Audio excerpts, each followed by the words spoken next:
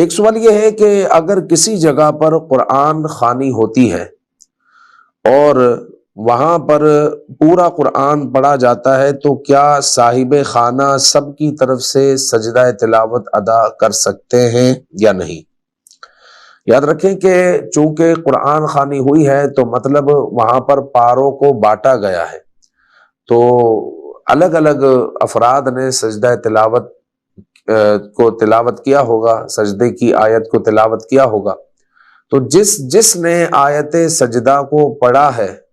اس پر جو ہے سجدہ تلاوت واجب ہوگا۔ یہ روش اگر کہیں پر ہے تو غلط ہے کہ پورا قرآن مجید قرآن خوانی میں پڑھا جائے اور صاحب خانہ جو ہے